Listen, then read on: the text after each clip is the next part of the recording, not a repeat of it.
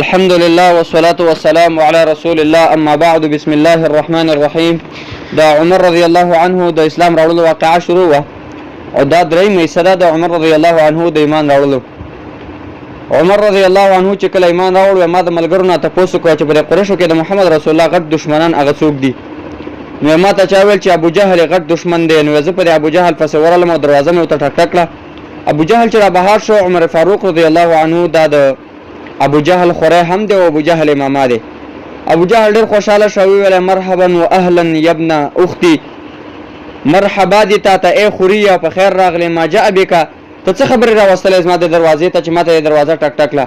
نو عمر رضی الله عنه ورته ویل چې زه تا ته د خبر در کوم چې انی اسلمت، یقینا ما اسلام راوړی دی، په دې خبره باندې ته خبر شه. ابو جهل چې دی لا اله الا الله وان محمد رسول الله، په دې خبره مې ایمان راوړی چې الله نه مسوا څوک حقدار د بندګۍ نشته او محمد رسول الله د الله حق رسول دی. و ابو جهل تسم دستول چې قبح الله وقبح ما جئت به، الله له تام هلاک او هغه خبرم دی الله هلاک کی چې په کومه خبره باندې ته مال راغلی او مال دراوړی دا. ابن جوزی دا خبره ذکر کړی دا چې کله به سړی ایمان راوړ ابو جهل به ټکاو عذاب به ورکو، خو د عمر رضی الله عنه وتخته دروازه پسې بند نکړه. دا رنګ به دا په دویم ماما پسې ورغه عاص ابن هشام چې دا د عمر ماما او د پسې ورغه او دته ویل چې ما ایمان راوړ دی، هغه پس دروازه را بند کړه وتخته. دا د عمر رضی الله عنه شجاعت او د بهادرۍ نه خوا چې بهادر انسانو چې دا دوه خپل ماګان تر نه وتختل دا تر نه یریدل.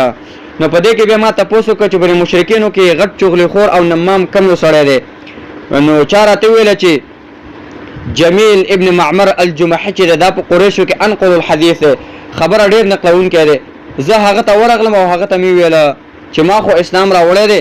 نو هغه چې کوم دی اڅونه ویل او سم د چې کوم دی مسجد الحرام په طرف باندې روان شه د بدلا پورونه خورول او आवाज وکاو چې یا قریشو ان عمر قد صبا، اے قریشو خبر شي عمر چې دغه ورلا صحابي شوی دا چې شوی دی دا صحابي شوی دی او د خپل پلان کې دی نه وخته دی.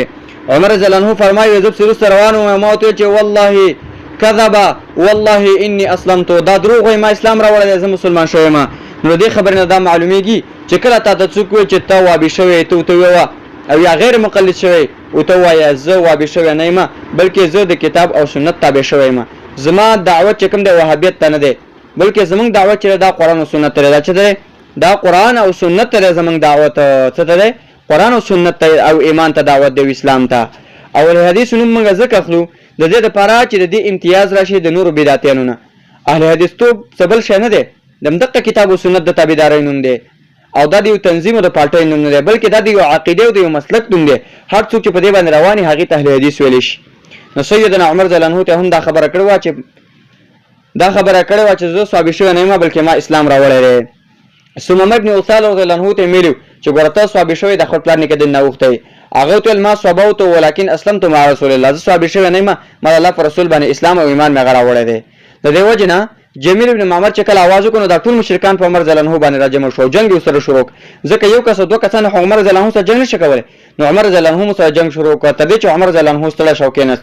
قریش ته ویل اے قریشو تاسو چې څه خوخه هغه کوي کچې تزمین تعداد 300 ته ورسېد یا به تاسو پاتې کیږئ پر مکه کې یا ومنګه پاتې کیږو بس لنډه خبره غلا ده. نو عمر رضی الله عنه کور ته لاړ. په دې کې قریش ویل چې دا سړی مونږ ونه واجه زمونږ نه روغ لاړ د وجل پکار دی ځکه نور کسان ایمان راوړي خرابېږي. نو مشرکین ور پسې راوته دومره ډېر لښکر سره ویسته او تورې وسره وي. نو عمر رضی الله عنه باندې په خپل کور کې د انساني طبيعت مطابق شکم دی یې اور باندې راغله چې کله ور باندې راغله چې لکه دا خوري خلک دی او تورې مسره دي او دا غرنګ روان دي او زه یو قسمه په کور کې.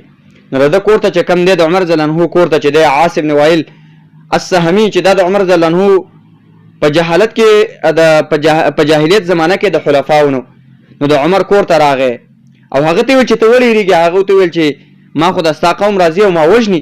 نو عاص بن وائل ته ویل چې تا ولې وجني وای ما ځکه وجني چې ما اسلام راوړی دی. نو هغه ته تسلی ورکړه ویل چې لا سبیل الیک هغه مکه واسطه خواله چې کوم چې نشکې د ستا خواله نشی راتلی. دا خبره چې هغه وکړه زه ویل شانې په امن کې شوم ځکه چې د عربو قانون او عادت دا چې کله به چاته امن ورکړ نو څوک به پاغي باندې حمله چا به پاغي باندې به حمله نشو کولای څوک په نه ورته. نو عاص بن وائل د عمر د کور راوته او د خلکو سره چې کوم د میلاو شو چې دا کندې تر نړه کې وي ورته چې تاسو کومه خو روان شي هغه ته چې موږ د خطاب زوی پسې ورزو ځکه چې هغه صحابي شوی دی هغه ورته ویل چې د هغه طرف ته لار نشته دی یعنی هغه ته ما امن ورکړی دی.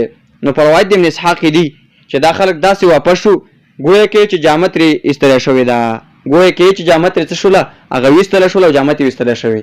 نو داسې بې عزتۍ کې دا خلک څه شو هغه واپس شو. دې ځای پورې دا مختصره واقعه د عمر رضی الله عنه د اسلام راوړلو. تر دې محمد رسول الله ویلو ولو کان بعد نبي لکان عمر بن الخطاب، وایي که چېرته زما نه وروسته بل نبي راتلی او نبي وی نو عمر رضی الله عنه به نبي وی، خو زما نه وروسته بل نبي نه راځي. عمر رضی الله عنه دونه اوچت او بهادر انسان. بل د عمر رضی الله عنه صفت دا دی، عمر رضی الله عنه ډېر اوچت انسان دی. اسلام راوړلو نه وروسته عمر رضی الله عنه چې به په کومه لار باندې لاړ په هغې لار باندې به شیطان نه ته یخاف منه الشیطان، شیطان تېرېده. بل عمر رضی الله عنه کې الله د بهادرۍ او شجاعت صفت اچولی. بل دا چې عمر رضی الله عنه د نظر موافق الله رب العالمین په ډېرو ځایونو کې وحی ما رالیږلې ده. حدیث بخاري کې راغلی وافقت ربه په ثلاثه، ما د خپل رب سره په درې ځایونو کې موافقه کړې. څه معنی په درې ځایونو کې ورته وحی شوي. د عمر رضی الله عنه د نظر موافق عمر رضی الله عنه ډېر بهترین انسان چې کوم دی شوی دی هغه تېر شوی دی. عایشه فرمایي قسم په الله چې په کوم مجلس کې د